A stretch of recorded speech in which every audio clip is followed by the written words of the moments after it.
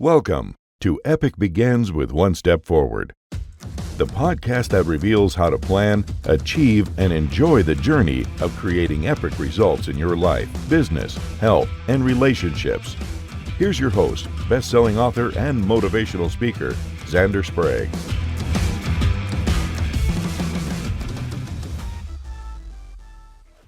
Hello, epic people, and welcome to another exciting episode of Epic Begins with One Step Forward. I am your host, Xander Sprague, and today I am so honored to be joined by Marcus Pittman. And Marcus, tell us a little about who you are. Hello, everybody. A little bit about me. I was born and raised in North Carolina. Played professional football throughout my days, and right now I went from a personal trainer to a wellness specialist. Good for you. And Marcus is being quite humble about, he played, if I have this correct, you played in the NFL and also in the Arena League for... Yes, 2008, played with the New Orleans Saints, and then I played with the Arizona Rattlers for 5 years. And Cool. with the Rattlers, I won 3 Arena Bowl championships in a row. Wow, look at you. So clearly part of my Epic Athletes part of my Epic podcast. Marcus, tell me a little about what it was like going to the combine, and then like when you were chosen. Because I have to imagine a lifelong dream, and all of a sudden you actually realize that that it's happening. Yeah. Well, a little bit about that. Usually the NFL Combine, they pick like the top 10 out of each position group, and they send it to the Combine. So for me, I got my look and my experience at my school pro day. Every school has a school pro day, so NFL scouts and coaches can come out there and look at players and see if they want to evaluate them, if they want to pick them, if they want to dive any deeper with the player.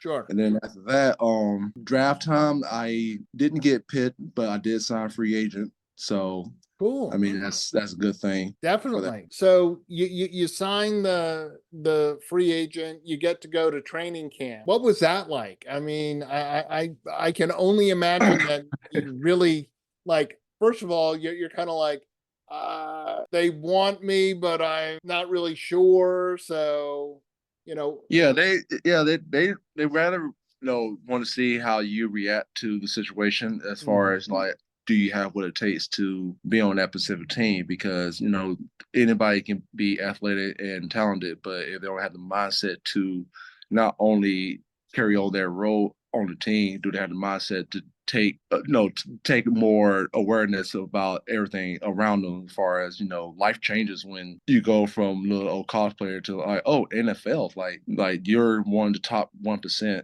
out of all athletes that was dying to make it, and you the one that signed the contract. Definitely. So of course, all the eyes is going to be on you regardless. I mean, I can remember I used to there were families out there I knew, and sometimes we'll go out to eat, and even going out to eat, I couldn't even hide because everybody knew who I was. Sure. So stuff like that. From there to the bar, even to the barbershop. I mean, I don't even want to talk about the barbershop because barbershop, they don't hold back at all. They do not hold back. I have to tell you that. Are you saying that perhaps at times they were a little brutal? Oh, it was just like a locker room, because I found this place in Metairie, Louisiana. Right. And I walked in, because I thought, it was a little place. No one really, I didn't see many people there. They had like 4 barbers in there. So I walked in, sat down, they got my ticket number. They called me up. I went in the chair, and as soon as I put on the apron, he was like, just so you know, we already know who you are. So no, don't worry about that. Here's the good thing about it. Like, they say, don't worry about anything. If you don't want to talk about football, you want to talk about the Saints, all you gotta do is say so, and we'll respect that, fully possible. I'm like, okay. No, I'm like, it don't bother me. And they're like, you sure? And as soon as I say yes, here we go. They started talking crap about a bunch of players on that team, like they didn't like. I'm like, oh man, I don't put myself into a fire hole. Oh man.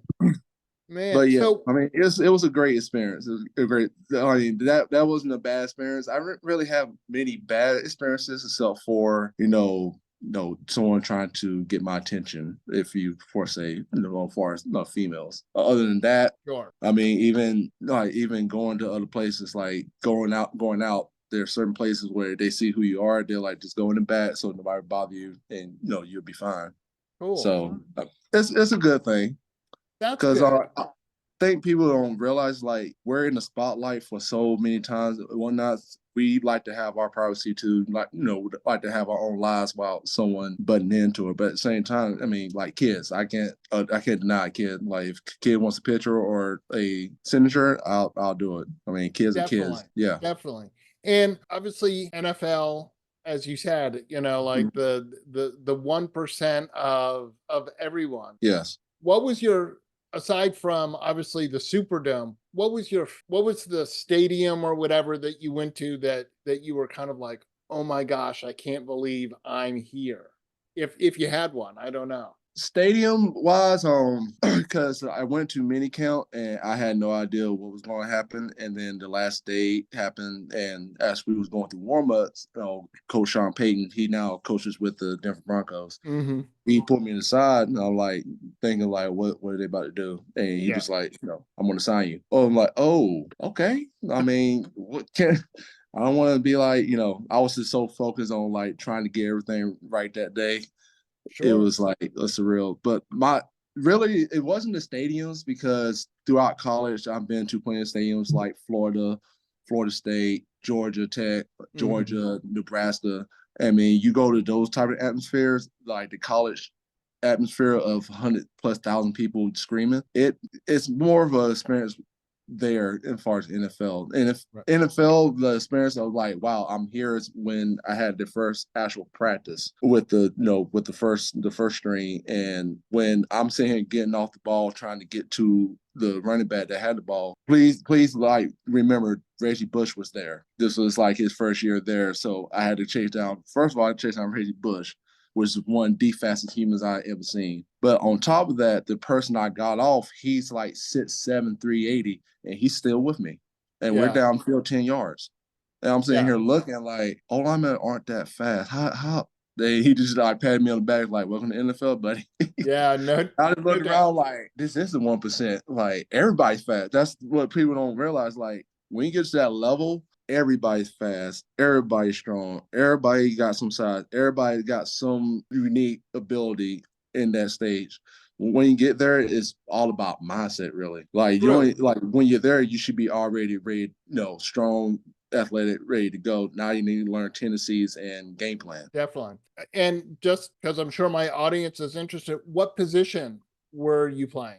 There I started at the end, then I played a little bit of defensive tackle and nose guard. So I was really all around the defensive line. So you can imagine like learning positions and plays for one position, then you got to do all four. Definitely. And people don't think a tackle and the nose guard is different, because the nose guard splits the line and the tackle is more on the strong side.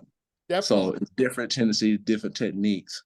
And when you think about it, like, people think of a playbook, like college playbook probably about that big. NFL is about that thick. And you have 4 of those, because you got to know all of that for each of those. And not even just plays, checks, audibles. I mean, there's a whole different aspect to it. So like, people like think like football, it can't be done playing NFL, period, or anything professional, because your ability and your size can go. It can take you so far, but if you can't think and learn, because when you get out there, like I said, everybody's fast, everybody's strong, so you can't slow down. You have to like react. There's no time to think. Once you hear the play, you see it. If the formation changes, you got to know the chess on your own. Otherwise, you're gonna get left behind and you're gonna be looking bad on tape. Definitely.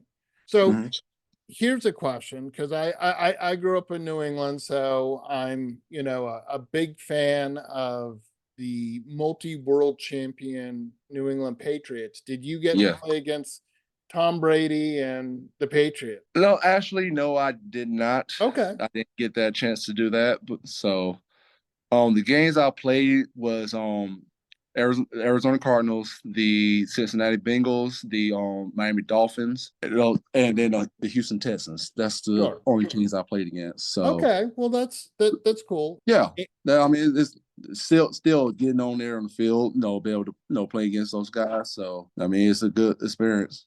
Absolutely. And then When I, you went and found great success in the Arena Football League, correct? yes, I was with the part of the Arizona Rattlers from 2010 2015, and that's when we won. We went to 4 Arena Bowls straight, and we won 3. Wow, We good for lost. We you. lost our first one by 2 points. Oh man, It's still that's a heartbreaker. 2 points. 2 points. So And say the same thing about that one was we actually should have won. They called a flag for roughing the passer because the quarterback, when he threw the ball, he dipped his head down to look like I hit him in the head, and they got roughing the passer on me. And then after that, bummer. defense wasn't. I guess we just wasn't ready, and they scored on us that next play with 2 seconds left. So Right. for that is no good learning experience. It's like you can go so far, and just if you get off track once, you can just lose everything. So absolutely, I can tell you that as also as a lifelong Red Sox fan. yeah, Painful as it is for me to actually reference, Bill Buckner in 1986, but there we are, one strike away from finally winning the World Series.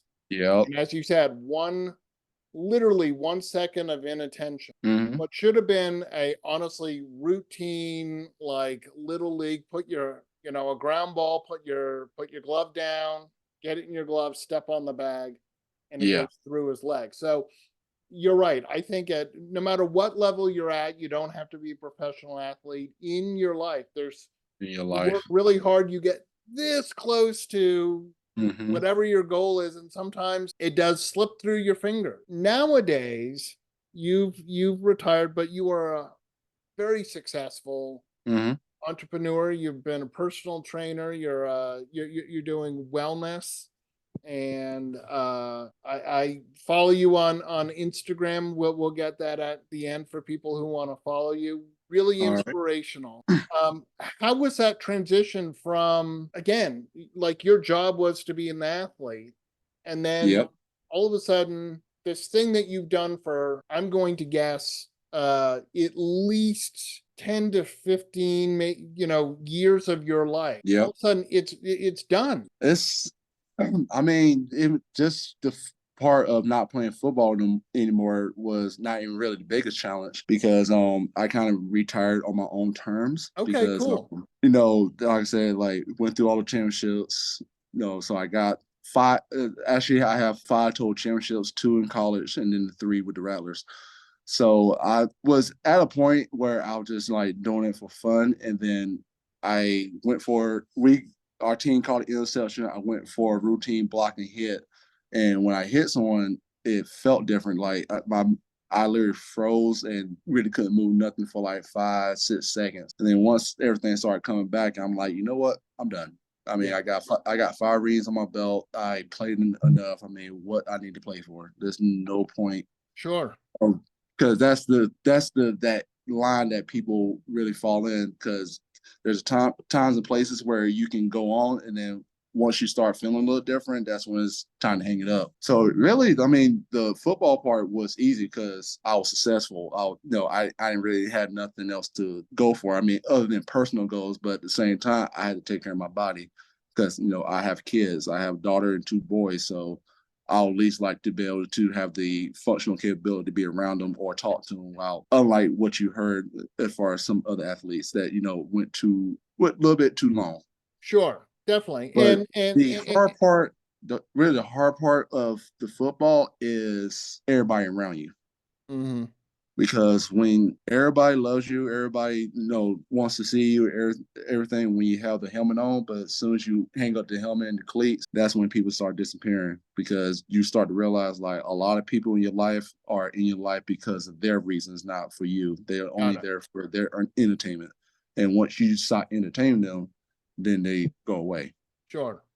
How was that for you? Was that It was, and there's not really anything out there to help with athletes like that to cope not because not only like you lose the people that you talk to, you also got to go into the real world. Well, majority of people will look at you like you're crazy because of what you have done to get you where you are. So automatically you're looked at as the odd person out a lot of places. Definitely. So your mindset, your work ethic looks extreme to a lot of people around around the world compared to walking to that locker room. Because in that locker room, you're surrounded by dudes that's trying to get that same goal. They're trying to stay on the team. They're trying to have a good livelihood. They want to play football.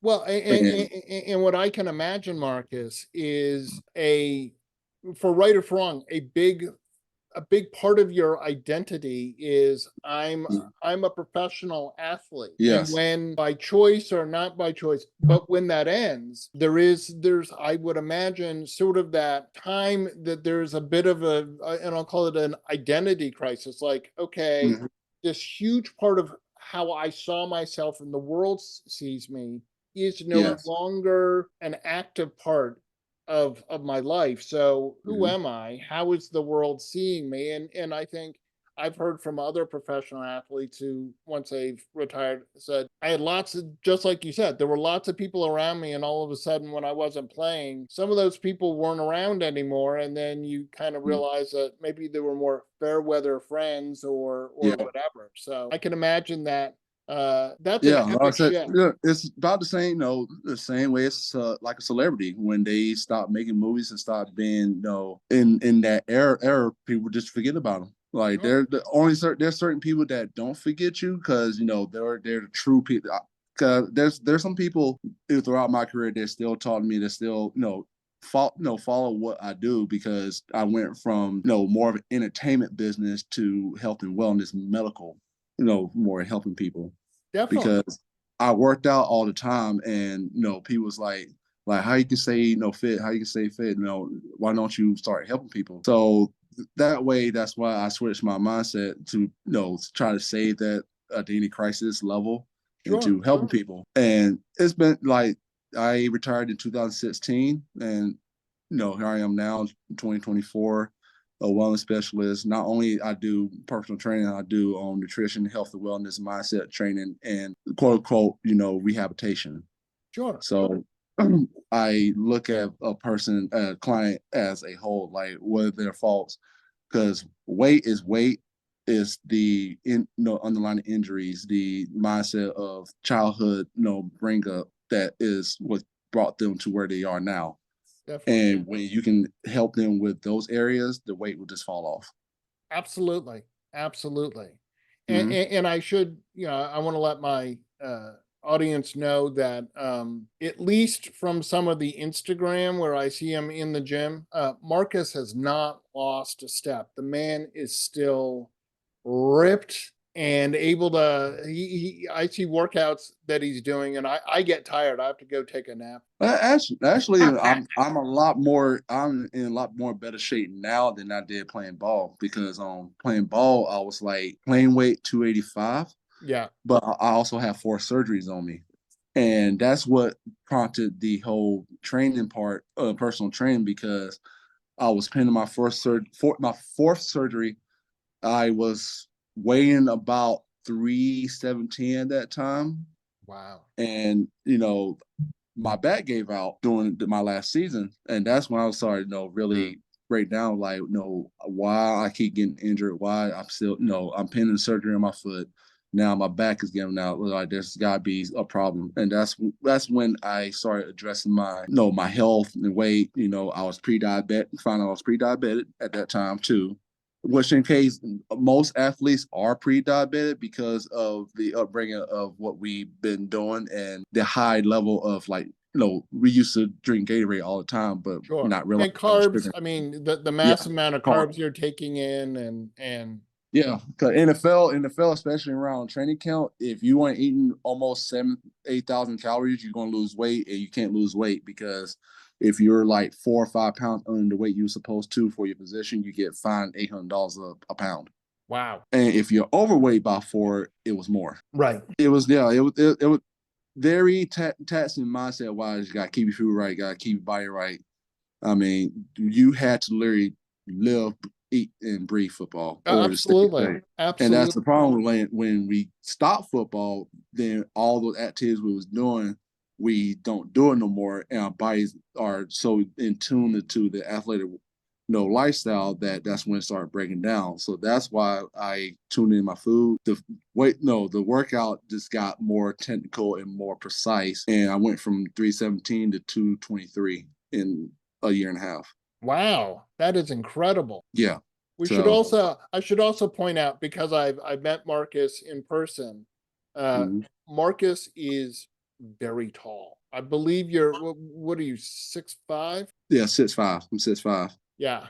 So I'm 6'2", and normally people are like, wow, you're tall. I was standing Mhm. next to Marcus. I'm like, yeah, no. So and it's incredible. So this, obviously, you had your epic football journey. Mhm. That ends. You seem to have really shifted yourself well, are doing fantastic things to help people. And what motivates you to keep taking those steps forward? The what motivates me is looking at the places that people are overlooking and trying to capitalize on it, because like I said, like when I started personal training, that worked for a little bit, but I wasn't getting like the revenue that I thought, because I taught it in a different way. Hmm. I was surrounded by very good teachers and mentors that taught me the right way to do health. So I was already at a good advantage with it.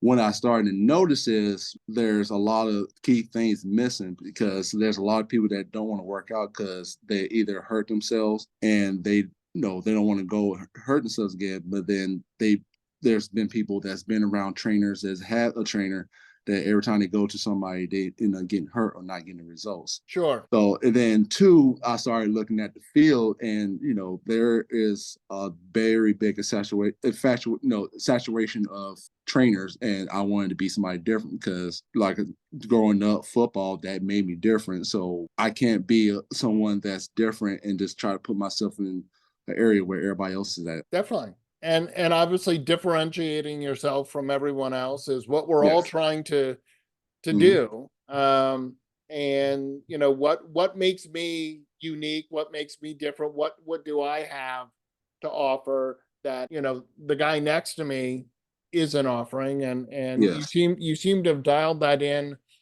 really well. Yes, like some of it was like by choice, but then some of it was more realization, because I didn't change my method of health and wellness until there was a time. I'm pretty sure I told you heard about this story about Mhm. my son, Yeah. and I was in that process of thinking about it, and then I received a call from his mother, and she told me that his arms wasn't moving. So I'm thinking like maybe he hit himself in the arm and like he had a stinger or slept wrong. Because if you see, he likes to sleep wild, Hmm. and sometimes like when you're in a different position, you'll pinch a nerve and things start going numb. Sure. But uh, about 2 3 hours later, after she went to the hospital, she was like, arm's still not moving. So that's when I was like, okay, let me go there. This was during 2021, so COVID rules, you couldn't have two parents in the hospital unless they was in a room. Right. So I had to sit there for 4 or 5 hours outside waiting to figure out what's going on. Sure. And each hour went by, she texted me like, now his left leg not moving. Now his right leg is barely moving. Well, his right leg was started not moving. Then his left leg was starting to not move too, Right. as That's the really time went scary. by. So I was already in that approach. So I know a lot of people in the medical field. So instead of waiting, I went and called a few people, told them the symptoms, told them what's going on. And then within 10 minutes, they told me like, be the lookout. It might be either acute flaccid mitis or the autoimmune version. And they told me Mhm. just pray it won't be autoimmune. So before when I got to the room, that's when I had an idea of what it is. And even the nurse's aide, she was like, I've seen this too many times. I'm really confident that this is acute flaccid mitis. And Mhm. according to your peers, the best thing to do is therapy, and they're correct. The best thing you can do is therapy. So what I literally did is, from my fiance, the correlation with my fiance, she's also a physical therapist. So she gave me a lot of insight of like, things we can do. So that next morning we got up like, all right, let's try to walk, let's try to move, let's try to get something going. Yeah. Because dealing with sickness like that, first of all, acute phlebitis was founded in 2012. And according to the records, he would be case number 651 of the world. Wow. That contracted this virus. So as far as neuro doctors or anything, they spent like days trying to figure out if he even had that or not. I went ahead and went to an assumption that that's what it is because the symptoms is too close. And like I had doctors like he'll probably start walking in 3 months. And as a father, I'm like, that's unacceptable. And I'm going to do my best to try to get him going sooner than that. And honestly, it actually took 8 days. Like it started getting better throughout the time, but then that 8th day, he started walking on his own. Cool. So that Saturday, they came in and did it normal, we running more tests, trying to figure it out. And I just literally put a video up and like, well, he's walking. Yeah. And they kind of like stopped, looked at each other and like, well, in that case, let's discharge him to downstairs to physical therapy. He's going to do physical therapy 3 times a day for the next 2 weeks. And it took another week and he walked himself out of there. Well, that's awesome. That is truly an epic story. Yes. So since then, it took about 3-4 months for him to finally get normalish. Now, I mean, he's still like, I say 99, 98% because he's just as, happy, wild, everything. But when he gets tired, some of the symptoms the lingering symptom starts showing a little bit, like he drags his left leg a little bit. But sure. If he's playing sports or doing anything else, you can honestly kind of not tell. Sure. So after that, that's when I thought about it. It's like there's a lot of people that is dealing with viruses like this or some other illnesses like cerebral palsy or autism or anything that will deteriorate a person's body. Why not help those people? Absolutely. So since then, I have another kid. His name is Christian. He had acute phlebitis himself, and he had it 7 years ago. So he went through the time where he couldn't even move his arm, and now he can actually like give people high fives. It's not as strong as I liked it to be, but after a year of working with him, he finally get able to high five somebody with his right arm after not moving it for 6 years. Cool. That is just like another client of mine, Victor, he has cerebral palsy, so he couldn't stand up straight or walk normal. And it took a month and a half for him to start walking straight and also pull something from his legs. So like that type of approach, it brings more joy because you're giving someone that was been told numerous of times that you're not going to get better. You're not going to get better. There's nothing we can do. There's nothing we can do. I mean, you got parents taking Christian to Stanford and getting denied, getting taken to Napa in LA, get denied, to Boston, get denied. Like it just shows that, there's people out here that are willing to not give up on your people if others don't. And definitely. That's what I stand for. Definitely. Well, it's very, very inspiring, Marcus. Thank you so much for sharing.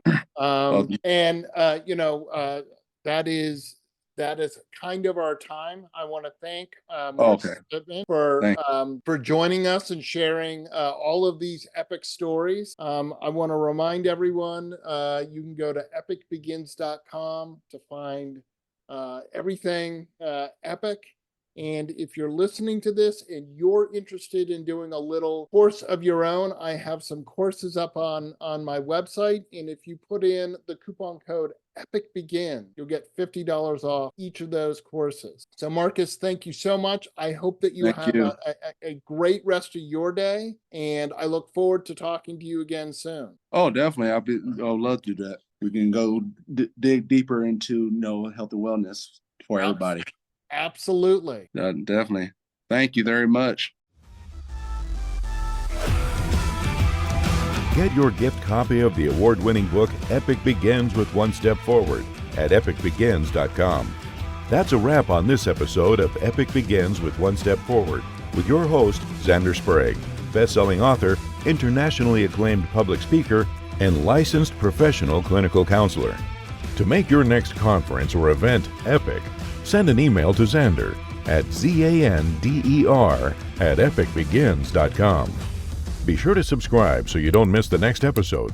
Remember, epic choices, epic life.